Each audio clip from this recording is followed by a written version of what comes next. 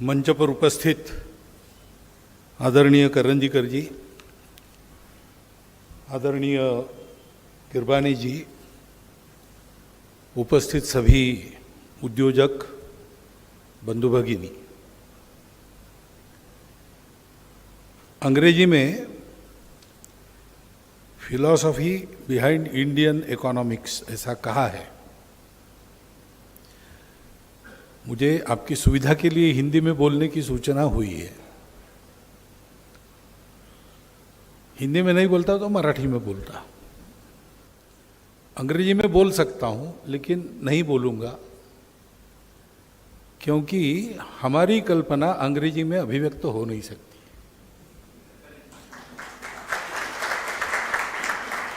अभी ये शब्द ही लीजिए, इंडियन इकोनॉमिक्स।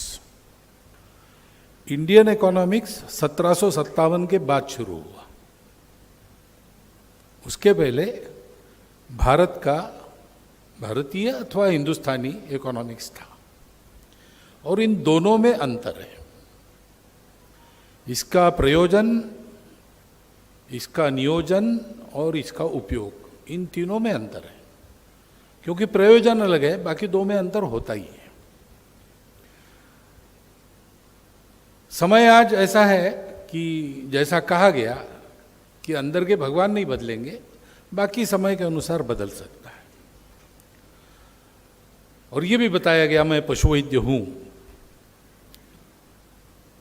एक बात उन्होंने बताई नहीं, जैसे पशु वैद्य बिना पूछे जानता है, वैसे लात या सींग का मार खाके भी उपचार करता है। ये भी दूसरी बात है। परंतु मेरा विषय अर्थशास्त्र है नहीं। फिर भी आप जैसे लोग मिलते रहते, कुछ बोलते बताते रहते। सरसंघ चालक हूं तो बहुत सी बातों का परामर्श लेना ही पड़ता है। इसमें से मेरे पास जो आया है मैं वो आपके सामने रखूंगा। भारतीय अर्थचिंतन।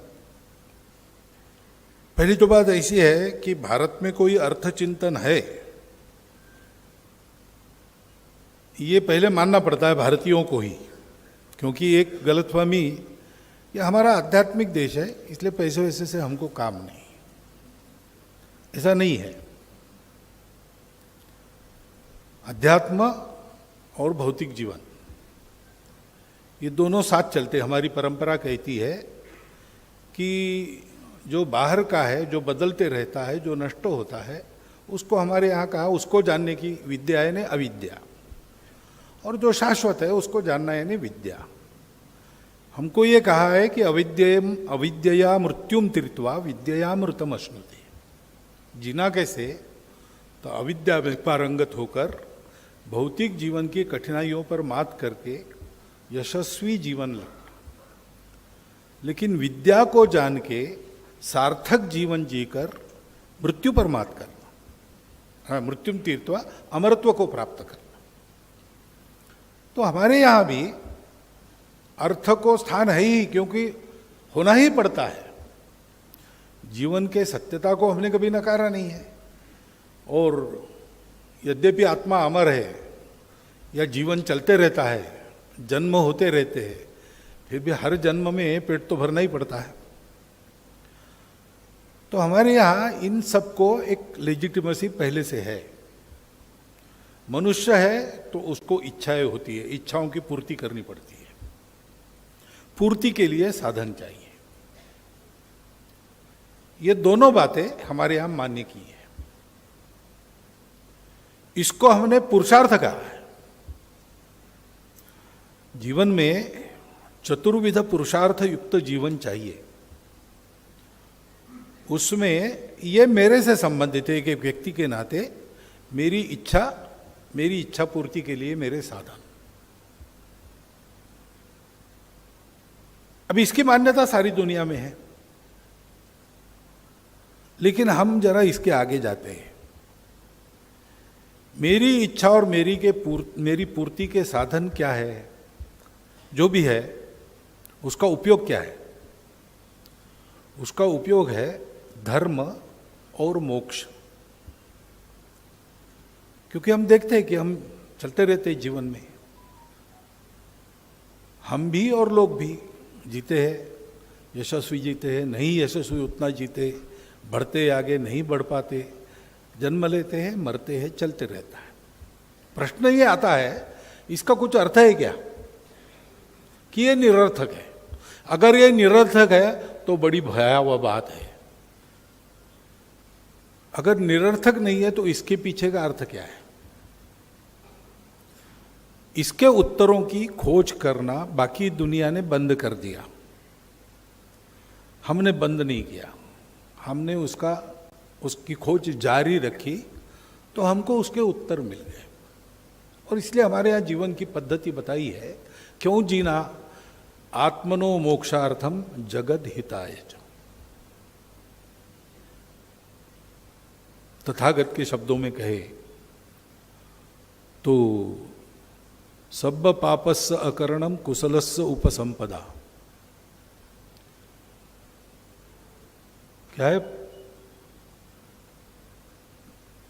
अब पापों से मुक्ति और जीना कैसे? कुशलता पूर्वक। कुशलता का सामान्य अर्थ है स्किलफुली, लेकिन स्किल क्या है? स्किल यह है कि स्वयं जीना और किसी के जीने को धक्का नहीं लगना चाहिए, ऐसे जीना।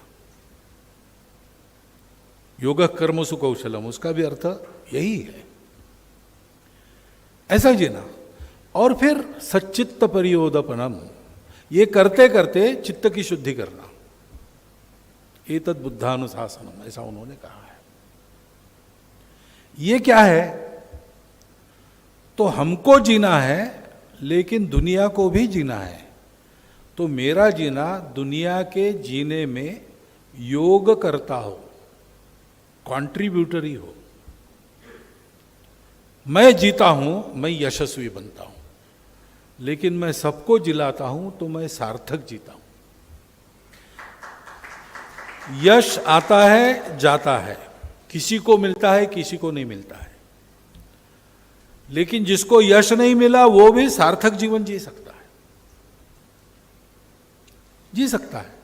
जितना उसके पास है उसके आधार पर वो जो सेवा करता है समाज की धारणा करता है, समाज को जुड़ने में मदद करता है, समाज की उन्नति में मदद करता है, इसको कहते हैं धर्म। धर्म कहने से हम मानते पूजा, ये खाना वो खाना, वो नहीं खाना, ये नहीं खाना, ये नहीं है धर्म। ये कर्म है, उस तरफ ले जाने वाला। अमुक एक पर्वत शिखर को दिखाने वाली उंगली है, उंगली का आधार लेना ही पड़ता है, लेकिन उंगली पर बने रहना नहीं है, उंगली जो दिखा रही वहां जाना है। तो धर्म यानी समाज की धारणा करने वाला, समाज को उन्नत करने वाला।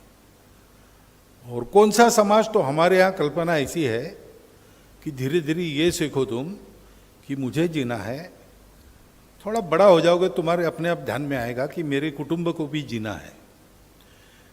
कुटुंब को जीना है तो गांव में जीवन ठीक चाहिए, नहीं तो कुटुंब रह नहीं सकता। असुरक्षितता आती है, हमारा कुछ दोष नहीं है, उखड़ जाना पड़ता है, इसलिए उसको भी जिलाओ। और ऐसा अगर सोचते हैं तो पूरी दुनिया जब तक सुखी निरामय नहीं बनती तब तक मेरे जीने का कोई अर्थ नहीं है, और मेरी जीने की कोई प्रतिष्ठा नहीं है, और मेरा जीना सुरक्षित भी नहीं हो सकता। डर बना रहता है मन में, आज तो है कल क्या होगा। और इसलिए हमारे यहां कहा गया कि इन सबसे ऊपर उठकर जीने के लिए धर्म के अनुशासन में अर्थ और काम चलेंगे। अब यहां से अंतर शुरू होता है। इकोनॉमिक्स में हमको भी वेटरनरी डॉक्टर तो थोड़ा एग्रीकल्चर पढ़ना पड़ता था और एग्रीकल्चरल इकोनॉमिक्स पढ़ना पड़ता था, तो यहां से शुरू होता था। इकोनॉमिक्स क्या है? तो हमारे प्राध्यापक बताते थे, देखो एंड्स आर एंडलेस, अपनी इच्छाएं अनंत है, मीन्स आर लिमिटेड। तो इकोनॉमिक्स लिमिटेड मीन्स में अपने अधिकतम एंड्स को पूरा कैसे करना, इसका शास्त्र है। और सबसे अच्छा इकोनॉमिक्स कौन सा? तो उसकी हाइट जो दुनिया जानती है वो है maximum good of the maximum people. तो है तो बड़ा अच्छा ही है, जितने लोगों का हो सकता है उतना करना। लेकिन जितने लोगों का अच्छा अधिक से अधिक किया तो भी जो कम से कम लाभ से वंचित लोग रहेंगे वो भी उसको एक क्षण में बेचैराग कर सकते हैं। एक सुइसाइड बॉम्बर जाता है कहीं पर तो कोई सुरक्षा की जो मशीनरी है वो काम नहीं कर सकती। हमारे यहाँ क्या है, सर्वेपि सुखिनः सन्तु सर्वे सन्तु निरामया सर्वे भद्राणि पश्यन्तु माँ कश्चित् दुःख भाग् भवेत्। और सर्वे यानी क्या, देवो शांति अंतरिक्ष शांति शांतिरेव शांति तक। तो सबके भलाई के लिए अपने जीवन में अर्थ काम की उत्कृष्ट साधना करना, ऐसा हमको बताया गया है। ये दृष्टि का फर्क है। और इसलिए प्रयोजन, चाणक्य ने कहा सुख चाहिए ना, सुखस्य मूलम धर्मम, सुख मिलेगा लेकिन समाज की धारणा ठीक होगी तो मिलेगा, नहीं तो नहीं। सुखस्य मूलम धर्मम धर्मस्य मूलम अर्थम। साधन नहीं है तो साधन विहीन आदमी इच्छा होकर भी धर्म का पालन नहीं कर सकता। कितने ही लोगों ने मन मारकर विदेशी आक्रमणों की गुलामी की है। स्वार्थ के लिए उनके साथ गए, उनको छोड़ दो, लेकिन अपने देश का सामान्य आदमी क्या कहता था, वो तो स्वतंत्रता की इच्छा, ये भारतीयों का गुण है। पहले तो विदेशी आक्रमण हुए ही नहीं अपने यहाँ, जब शुरू हुए तब चाणक्य ने मंत्र दिया समाज को, नत्वे आर्यस्य दास्य भावा। हम सुसंस्कृत लोग हैं, हम कभी गुलामी नहीं करते, और इसको भारतीयों ने पकड़ के रखा है। कोई आक्रामक पहला कदम रखता है हमारी सीमा में, उस दिन से स्वातंत्र्य युद्ध शुरू होता है। वो जब तक पूरी स्वतंत्रता मिलती नहीं, जारी रहता है। इतिहास में सब बातें नहीं है जो पढ़ते हैं हम उसमें, लेकिन हम प्राप्त करते और पूरा इतिहास पढ़ते, हमारे ध्यान में आता है कि भारतवर्ष मन से गुलाम तो कभी भी नहीं रहा। तो इस स्वतंत्रता प्राप्त करने की इच्छा सबकी रहती है, और मनुष्य मात्र को सच्चा स्वतंत्र होना है। तो कैसे, साधन चाहिए। साधन नहीं तो आदमी परावलंबी होता है, परावलंबी होता है यानी गुलाम होता है, मजबूरी में जाता है। तो इसलिए साधन संपन्न होना ये पुरुषार्थ है।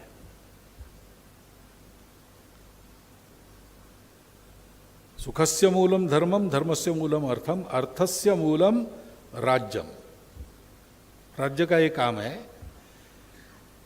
जैसे अमेरिका के भी कॉन्स्टिट्यूशन में परस्यूट ऑफ हैप्पीनेस को एक अधिकार माना है। ये परस्यूट ऑफ हैप्पीनेस जो चलता है, यानी अर्थ काम की जो साधना चलती है, वो ठीक से चले, नियम से चले, धर्म से चले, ये देखने वाला राज्य होता है अपनी परंपरा में। उसका वो काम है, कंट्रोल करना उसका काम, कंट्रोल ये करना, करने वाले इसको देख के करें। और राज्यस्य मूलम क्या है, क्योंकि राज्य के हाथ में अगर ये अधिकार आ गया, राज्य भी निरंकुश हो सकता है, वो न हो इसलिए राज्यस्य मूलम इंद्रिय निग्रह। और इंद्रिय निग्रहस्य मूलम वृद्धोपसेवा। और भी आगे चलता है, लेकिन वृद्ध यानी बूढ़े लोग नहीं, वृद्ध यानी समाज के महाजन जो समाज को गाइड करते, उनके साथ कंसल्टेशन से चलना। सारा अर्थ व्यापार कैसे चले देश का, ये मेथोडोलॉजी हमारी है। आप सब अर्थ के ज्ञाता है, आज के इकोनॉमिक्स को ज्ञाता है ही, आपको तुरंत ध्यान में आएगा कि ये थोड़ा अलग है बाकी दुनिया की रीति से, क्योंकि प्रयोजन अलग है। कमाना तो है, लेकिन कमाकर करना क्या है, कमाकर बांटना है। हमारे यहां पर हम लक्ष्मी के उपासक हैं। हम हमारे स्तोत्रों में, स्तुतियों में, सर्वत्र हम मांगते हैं, ये दो, वो दो, वो दो, और भौतिक मांगे हैं। रुद्र कभी सुना होगा आपने, रुद्राभिषेक होता है तो शिव जी को यही मांगा है, ये चाहिए मुझे, पशु चाहिए, पक्षी चाहिए, अमुक चाहिए, तमुक चाहिए, सारा कुछ, धनम धान्यम पशुम बहुपुत्र लाभम। श्री सूक्त में भी वही, लेकिन केवल इतना नहीं मांगा है। हमारी संपत्ति की जो कल्पना है वो केवल साधन और मुद्रा, अर्थ यानी पैसा, इतनी नहीं है। हम उसके साथ मन की अमीरी, बुद्धि की अमीरी भी मांगते हैं। मनसः कामम आकुतिम वाचम सत्यम अशीमहि, न क्रोधो न च मात्सर्यो न लोभो न शुभामति भवन्ति कृत पुण्यानाम, उसके लिए श्री सूक्त कहा जाता है। इन सब बातों को हमने समृद्धि में माना है। प्रकृति भी समृद्धि है विश्व की। हमको ये सब चाहिए, हम उसके लिए सारा प्रयास करते हैं। और इसलिए हमारा स्थान क्या है इसमें? मुझे चाहिए, मुझे चाहिए, मुझे चाहिए। क्यों चाहिए? क्योंकि संपत्ति की प्रचुरता बिगाड़ती है, ये भी है, उसका स्वभाव है। तारुण्यम, धन संपत्ति, प्रभुत्वम, अविवेकिता, ये चार बातें बिगाड़ती है। और चार एक साथ आ गई तो प्रलय हो जाता है, ऐसा एक सुभाषित है। तो उसमें धन संपत्ति भी है, उसमें प्रभुत्व भी है। तो इसलिए हमारे यहां यह विवेक बताया है कि दोनों हाथों से कमाओ, भरपूर कमाओ, कितना कमाओ उसकी कोई मर्यादा नहीं है, लेकिन अपने लिए न्यूनतम आवश्यक रख के बाकी सब बांट दो। तो हमारे यहां, हमारी अर्थनीति में दान की कल्पना है। CSR वगैरह ये बातें हमको नई नहीं है। हमारे यहां संपत्ति कमानी है दान के लिए। विद्या विवादाय धनम मदाय शक्ति परेशान परपीडनाय, ये दुष्ट लोगों का काम है। विद्वानों का कहा है ज्ञानाय दानाय च रक्षणाय। और इसलिए हमारे अर्थायाम में एक अभिन्न अंग है सदा सर्वदा दान। और दान किस भावना से करना? मैं दे रहा हूं ये अहंकार नहीं। ये दे दो, इसका त्याग करो, उसका त्याग करो। जिससे तुम त्याग करते हो, ये मैंने दिया, ये मैंने दिया, वो मैं उसका भी त्याग करो। ये त्वदीय वस्तु गोविंदम तुभ्यमेव समर्पितम, ऐसी वृत्ति है। क्योंकि ये सत्य है। हम काम क्यों कर सकते हैं, हम अपना अपना उद्योग क्यों कर सक रहे हैं? समाज में उसकी आवश्यकता है, इसलिए कर सक रहे हैं। कल ये अगर समाज को नहीं चाहिए, ऐसा हो गया, तो हमको कुछ दूसरा धंधा खोजना पड़ेगा। सदियों से या युगों से यही चला है। जब से मनुष्य ने समाज बनाए, तब समाज की आवश्यकता पूर्ण करने के लिए मनुष्य काम करता है। मुआवजे में वो अपनी आजीविका लेता है। और इसलिए पुराने लोगों से आप बात करेंगे तो कहेंगे, भाई व्यापार हमारा धर्म है, तुम नौकरी में कैसे जा रहे हो?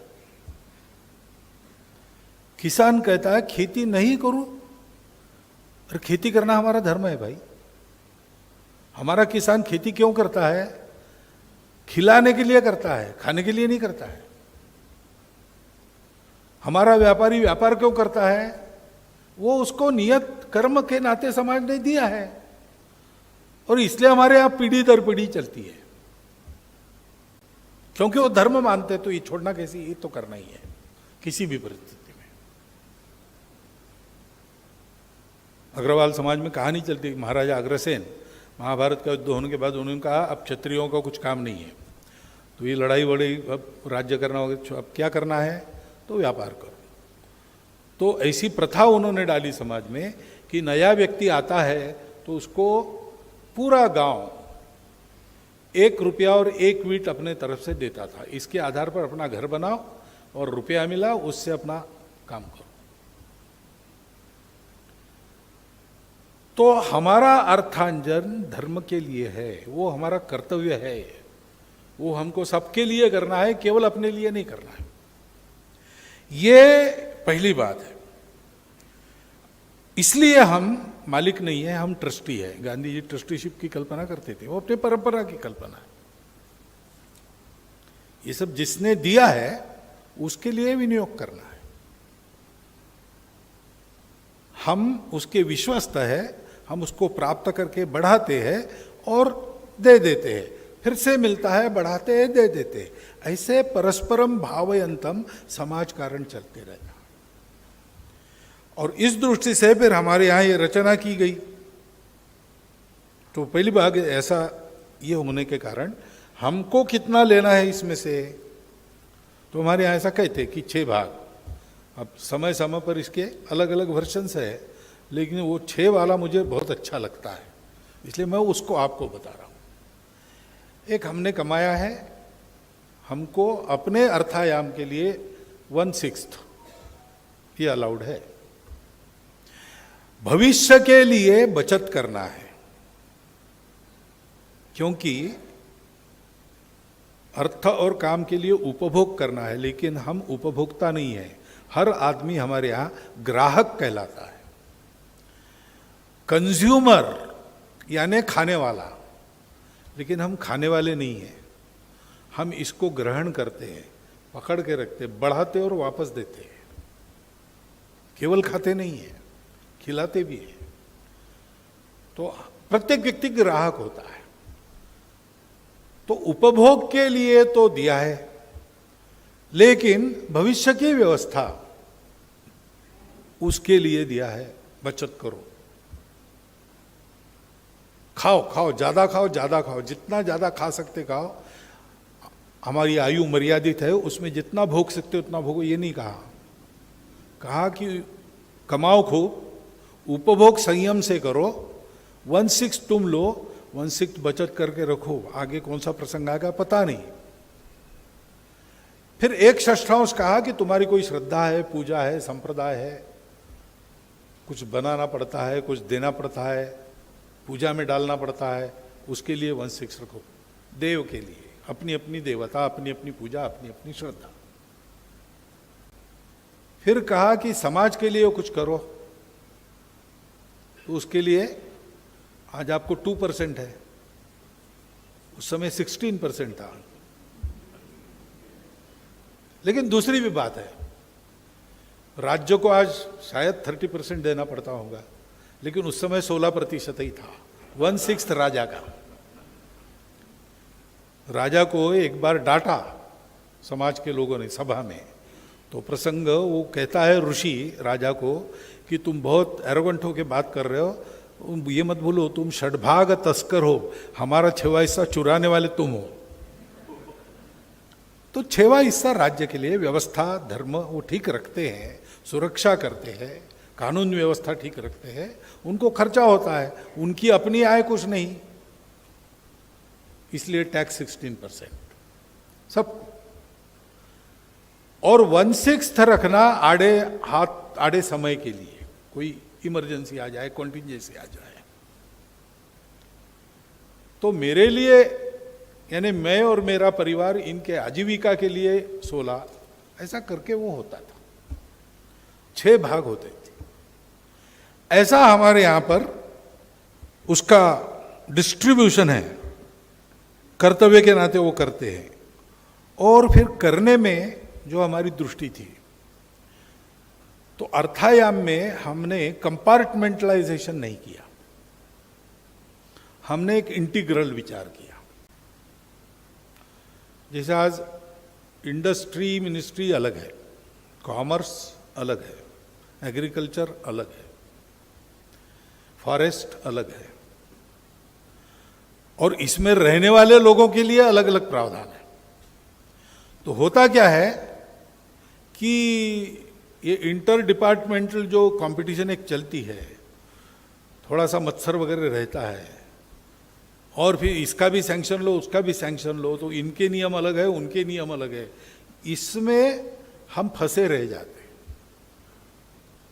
हमारे यहाँ ये कहा गया कि कृषि, वानिकी, व्यापार, उत्पादन, ये व्यापार और उद्योग, ये चारों बातें संपत्ति निर्माण करने की बातें हैं। तो इनको एक समग्र रूप से देखा जाए। तो उपजाऊ जमीन हमारे यहां बहुत थी, तो लोग दूर दूर बसेंगे, छोटी छोटी देहातों में बसेंगे, तो इंडस्ट्री हमारी ये नहीं थी, डिसेंट्रलाइज थी। मास प्रोडक्शन हम नहीं करते थे, हमारे यहां प्रोडक्शन बाय मासेस होता था, उससे रोजगार भी सबको मिलता था और उससे उत्पादन भी बढ़ता था। हमारे पॉलिसी में यह था कि भरपूर उत्पादन करो, आवश्यकता से ज्यादा उत्पादन करो। स्वाभाविक है, हमारी इकोनॉमिक फिलॉसफी ये सस्ताई की है, महंगाई की नहीं है, इन्फ्लेशन की नहीं है। प्रचुरता और प्राइस कम। लेकिन यह भी बताया गया भरपूर उत्पादन करो लेकिन लिमिटेड खाओ। बाकी बहुत से उपयोग होता है दुनिया में, तो जिन देशों को ज्यादा आवश्यकता उनको भेज सकते, हमने भेजा भी है। हमने श्रीलंका को कुछ दिया है, अभी भी देखते रहे हम। ये हमारे स्वभाव में है, उत्पादन भरपूर करना, संयमित उपभोग करना, विकेंद्रित उत्पादन करना। और संपत्ति, अगर प्रकृति भी संपत्ति है तो प्रकृति की हानि न करे ऐसे उत्पादन करना, कुशलस्य उपसंपदा। और शाश्वत ऊर्जा का उपयोग करना, भंडारित ऊर्जा जो है सृष्टि की, उसका उपयोग कम से कम करना। अभी जो पर्यावरण के संकट है उसका मुख्य कारण क्या है? जो स्टोर्ड एनर्जी है उसको हमने we hogged it up and we depleted it completely. वो 1000 साल एक भंडार भरने में लगते हैं, उसको हमने 10 साल में खाली कर दिया। अब 990 साल क्या करना, चिल्लाते रहो। बहती ऊर्जा है, पानी बहता है, सूर्य प्रकाश है, कई ऐसा उपयोग करो, अपने श्रम को उसके साथ जोड़ो। परिश्रम होगा लेकिन क्या जल्दी है? जो संपत्ति का भंडार है उसको कायम रखते हुए उसका दोहन, शोषण नहीं करना, उसका दोहन करना, तो दूध मिलते रहेगा, अन्न मिलते रहेगा। भरपूर अन्न करने के बाद भी सस्य श्यामल हमारी पृथ्वी माता हमको देती रहेगी। डीप फ्लोइंग मत करो। ट्रैक्टर नहीं थे, बैलों के द्वारा हल, वो हल हमारा बहुत डीप नहीं जाता, इसलिए उसके नीचे जो चिटिया, केचुए ऐसे रहते हैं जीव जो ये मिट्टी के थरों को ऊपर नीचे करके फर्टिलिटी मेंटेन करते, सॉइल फर्टिलिटी, वो डिस्टर्ब नहीं होते। हमने इस प्रकार एक दोहन पर आधारित पद्धति उत्पादन की बनाई, विकेंद्रित बनाई, उपभोग को संयमित किया, उत्पादन को बढ़ाया, तो एन इकोनॉमी ऑफ एबंडेंस ऐसी हमारी खड़ी हो गई। ऐसे हम चले और इस आर्थिक संपत्ति के उत्पादन में अब कीमत तो बहुत बढ़ेगी नहीं, थोड़ी बहुत तो अच्छी क्वालिटी तो अच्छी कीमत मिलेगी, लेकिन अच्छी मिले इसका उपाय क्या है? प्रोडक्शन तो एबंडेंट है तो क्वालिटी बढ़ाओ। कन्नौज का गुलकंद, हमारे यहाँ कौठाची बर्फी, नृसिंहवाड़ी, हमारे यहाँ ये बहुत है, हर जगह जाते हैं। मैं सारे देश में घूमता हूँ, पुनेरी मिसल, ऐसा है सब, ये केवल खाने पीने की बात नहीं। ढाके की मलमल प्रसिद्ध थी, झारखंड का लोहा प्रसिद्ध था, छोटा उत्पादन था। वो भट्टी 32 लोग उस पर काम करते थे, 8 लोग उसको उठाकर इधर से उधर ले जा सकते थे। किसी के घर में चल रहा है घर बनाना, लोहा चाहिए, उसके आंगन में जाकर बैठते थे, उत्पादन करके देते थे। और वो लोहा आज के कंप्यूटर मशीनों से जो स्टील बनता है उससे 17 पैरामीटर्स में आगे है। ये नागपुर में रिसर्च हुआ LIT के द्वारा, Lakshmi Narayan institute of technology, आज भी बनता है वहां, लेकिन अब उसको आधार नहीं रहा व्यापार का। तो बट लेकिन कला रखने वाले लोग हैं। नागपुर में उसको बनाया, पहले मशीन से बनाया, वैसा नहीं बना, वहां से 2 लोगों को बुलाया, वनवासियों को, उन्होंने बना के दिया। ये उत्कृष्टता हमारे यहां की कहां से आई? एक एक चीज प्रसिद्ध थी और आज भी उसकी बराबरी करने वाली चीजें बनती नहीं, क्योंकि उत्कृष्टता की स्पर्धा हमने उत्पन्न की, मुनाफे की स्पर्धा नहीं उत्पन्न की। मुनाफा ये उद्देश्य नहीं था, वो बाय प्रोडक्ट था तो उत्कृष्ट करें और बांटे। और इसलिए हमारी अर्थव्यवस्था हमेशा रोजगार मूलक रही, नीतिवर्धक रही और मानवीय रही, वो कभी निष्ठुर नहीं रही। उसमें यंत्रों, कुछ प्राथमिक यंत्रों का उपयोग हम भी करते थे। कच्ची घानी क्या है? कच्ची घानी अभी फिर से प्रचलित हो रही है, और यंत्र ही है, लेकिन यंत्र हम ऐसे करते थे जिसके रोजगार बाधित न हो। यंत्र हम ऐसे करते थे जिसमें कोल्हू के बैल के तरह आदमी को पिसना न पड़े स्वयं को। वो अंडमान में सजा थी, वो सजा सबको दे, ऐसा हमने नहीं किया कभी। तो एक मानवीय दृष्टिकोण रख के सबको काम मिले, सबको आधार मिले, ऐसे चले। और हमने अपनी आर्थिक व्यवस्था में परिवार की कल्पना लाई। जुड़े हुए सब लोग, उत्पादनकर्ता, पूंजी लगाने वाला, व्यापार करने वाला, मजूर, कारागिर और अंत में ग्राहक, इन सबका एक परिवार है। इन सब लोगों को अपना अपना काम करना है, ये विचार करके कि इन सब लोगों की सुविधा हो, असुविधा न हो, इन सब लोगों को लाभ हो। मैं अकेला खा जाऊं, बाकी चिल्ला तेरे, ऐसा नहीं होगा। इसके लिए आवश्यक संस्कारों का हमने जतन किया, पीढ़ी दर पीढ़ी उनको हम बताते रहे। ये हमारा ट्रेनिंग रहा। टेक्निकल ट्रेनिंग तो आज भी कदाचित उससे ज्यादा अच्छा मिलता होगा, पता नहीं, लेकिन ये संस्कार मिलता है क्या? हमारे बच्चों को हम क्या सिखाते, कैसा करना सिखाते? ये हमारी अर्थव्यवस्था थी।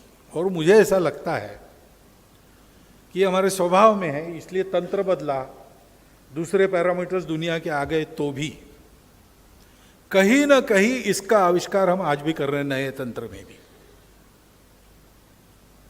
मुझे ऐसा बताया एक मंत्री महोदय ने, एक व्यापारिक समिट के लिए गए, सऊदी में हुआ,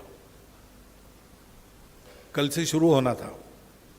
रात को कई देशों के डेलीगेट्स मिलकर इनको आकर मिले, चुपचाप, अनशेड्यूल्ड मीटिंग। आकर उन्होंने कहा कि आप थोड़े अपने टेंडर्स कम रखिए, क्योंकि हमको आपसे खरीदना है। तो आपका थोड़ा नुकसान होता है, ऐसा आपको लगा तो भी चलेगा, लेकिन हम इतना काम देंगे कि वो भर आएगा। हमको आपसे खरीदना है। तो उसने पूछा, क्या आपने हमारी माल की क्वालिटी देखी नहीं, कुछ नहीं? उन्होंने कहा, देखो हम सबसे व्यापार करते हैं, लेकिन हमको जब व्यापार करते तो ये भरोसा नहीं रहता कि ये हमको नहीं ठगेंगे। ऐसा भरोसा केवल आपके लिए हमारे पास रहता है। अभी ये कहाँ से आया हम लोगों में?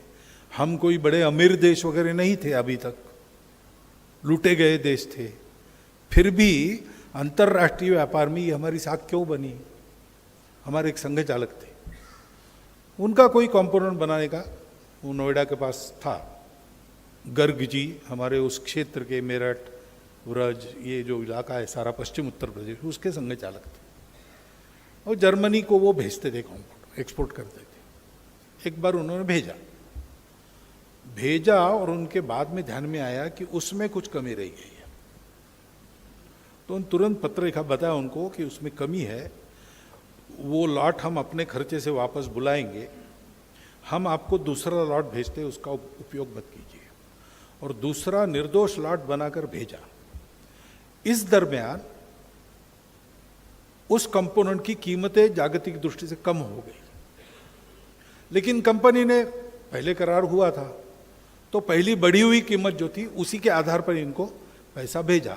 उन्होंने वापस लौटाया कि नहीं, वो पहले माल की कीमत थी, गलती से मैंने गलत माल भेजा तो मैंने वापस लिया। ये नया माल कम हुई कीमत के आधार पर मैं बेच रहा हूं, आप मुझे कम पैसा भेजिए। ये कहां से आया? हमारे व्यापारियों में। ये हमारा चिंतन है, अर्थ चिंतन है। हम केवल अर्थ का चिंतन नहीं करते, केवल अर्थ के चिंतन में फंसते तो अर्थ के कई अनर्थ हो जाते।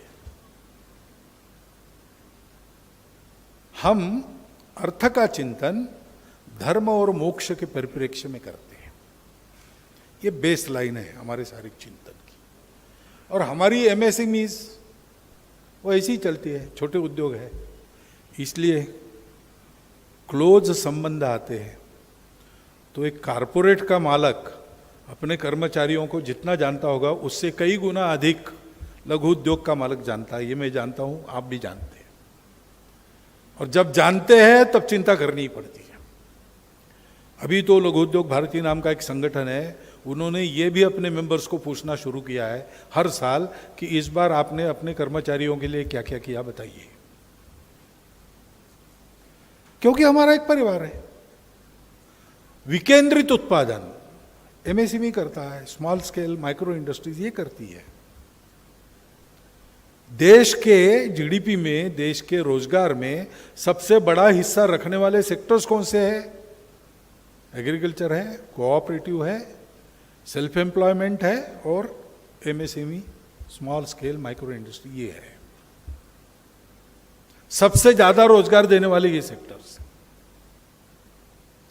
और इसलिए आज के जमाने में, पहले हमारे यहां कारपोरेट्स नहीं होते थे, आज कुछ करने पड़ेंगे क्योंकि अधिक से अधिक मुनाफा कमाने के लिए इसको विकेंद्रित से छुड़ाकर केंद्रित करके चलाना, ये स्पर्धा शुरू की है दुनिया में।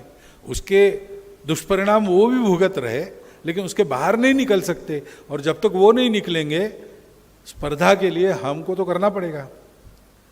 ऐसी कुछ जमाना बदलने के कारण नई बातें आ गई है, लेकिन उसको भी अपने इस दृष्टि के आधार पर कैसे आगे बढ़ाना, कौन सा तंत्र गाभारा बदल सकते हैं। भगवान वही है, भगवान वही रख के, उसका अधिष्ठान वही रखकर हम ये जो नया भवन उनके लिए बना रहे वो कैसे बने, इसकी सलाह मैं नहीं दे सकता। वो आप ही उसके मालिक है, अधिकारी है। आप इसका विचार कीजिए। ये एक अनुरोध मैं आपके सामने रखता हूं और मेरे ज्ञान को देखकर आप पूछिए। मैं जितना मालूम है उत्तर दूंगा, नहीं तो ना कहूंगा। लेकिन आपके प्रश्नों को न्योता देते हुए मैं मेरे 4 शब्द समाप्त करता हूं।